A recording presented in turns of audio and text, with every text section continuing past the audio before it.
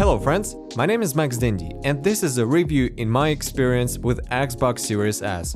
This is my first Xbox, and after it I also got Series X and PlayStation 5. So I'm gonna tell you if Series S is worth it and how it compares to Nintendo Switch, Xbox Series X and PlayStation 5. So let's go! My first impression of it after Nintendo Switch was more than just positive. It costed me even less than Switch OLED but gave me much more joy. And the graphics is just unbelievable compared to Nintendo Switch. Everything looks sharp and even on a big screen the image is fantastic.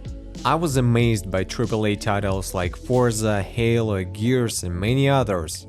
Yeah, Microsoft claims it's 1440p and 120 FPS console, and it is, sometimes even 4K.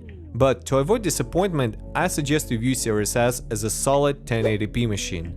And instead of talking too much, I will just give you the list of games that run in 4K, 1440p or in 120 FPS on this console. The link will be in the description below. So again, comparing to Nintendo Switch, I like the integration with my phone.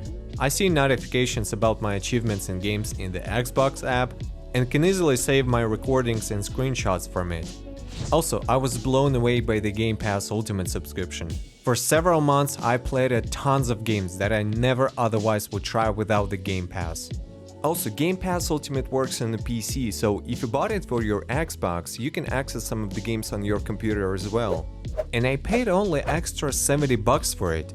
With the Nintendo, on the other hand, in the first day I paid for Nintendo Switch Online and bought 4 games, which costed me $200. So in terms of value for me, Xbox Series S is really a great deal. Now let's compare it to Xbox Series X. I got the bigger console hoping that it would be much better, but it's not. I was not blown away by the graphics and my gaming experience was pretty much the same. Series S has the same technologies and features like FPS boost, ray tracing, quick resume and many others. So the 3 biggest differences are a disk drive, storage capacity, and graphical power.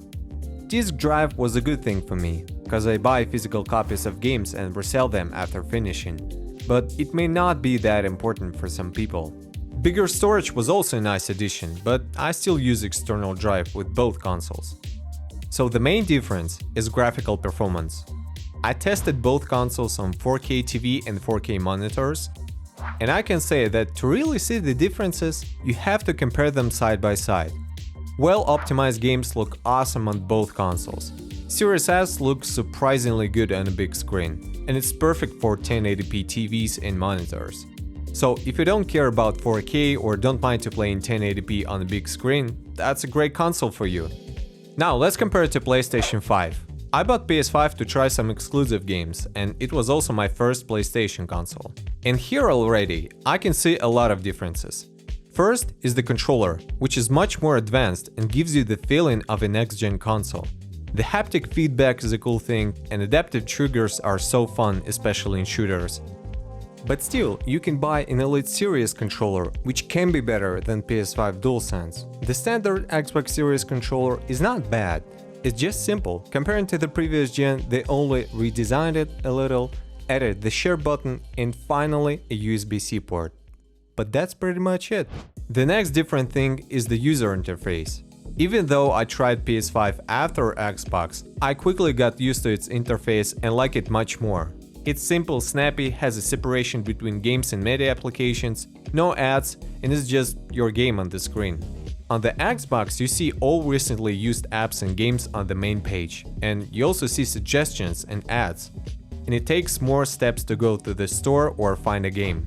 But still, it's just a matter of taste, you can get used to both interfaces.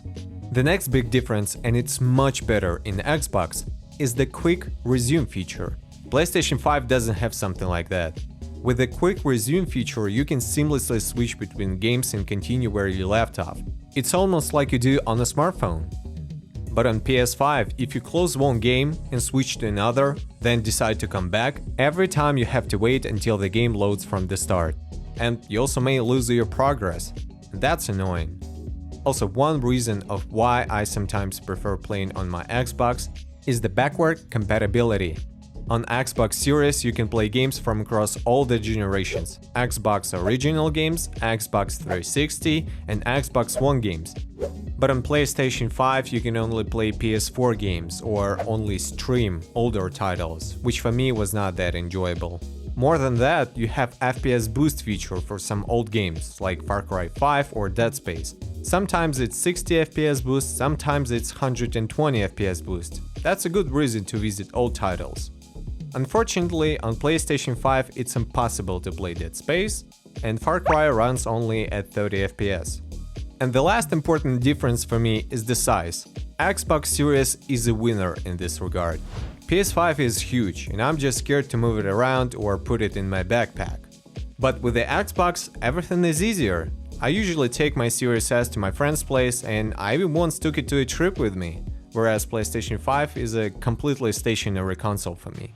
Now let's compare one more important thing: GamePass Ultimate and the new PlayStation Plus Premium subscription.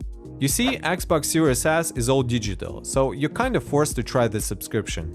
And it's good. I tried tons of games which I would never came across if I didn't have the subscription. And I can say the same about PS Plus Premium. Some of my favorite games are included in both subscriptions, and I still find something new to play here and there. Some cross-platform games are present in the Game Pass, some in the PS Plus Premium or PS Plus Extra. So there is no winner for me now, but I'm thinking about what will be in the future. Every month, Microsoft adds something interesting to the Game Pass, even games that were just released. In their last presentation, they promised to add many AAA titles like Starfield and Stalker 2 at release day. Whereas Sony stated that they will not add new AAA PS5 exclusive games to their subscription at launch. They think that this will deteriorate the quality of those games. So for now, Xbox Game Pass for me looks more promising. No surprise that Xbox Series outsold PS5 in the first quarter of 2022, and for the first time ever outsold it in Japan, the homeland of PlayStation. Yeah, it can probably be because of the chip shortage, but anyway, Xbox is getting more support. And now my final thoughts. I would say that casual gamers already understand that this console is the perfect choice for them. Also, that's a great compliment for PS5 or Nintendo owners. And obviously for someone who doesn't care about 4K, it's an amazing gaming device. For me, Series S was overwhelming, while Series X was underwhelming. That little Game Pass machine gave me tons of joy. Nothing can beat its portability and price. There is simply no $300 PS5 version. Yeah, you may think about buying PlayStation 4 or Xbox One, but only Series S can give you the next-gen experience and 60 FPS in modern games at this price. Also, that's still a big challenge to buy Series X and PS5 in some countries. So if you're not sure or cannot buy them yet, just get this little guy. You will be happy with this console, I'm sure. So that's about it. Thank you so much for watching. I hope this video will help you, and if you have any questions, just ask me in the comments. Stay safe and bye!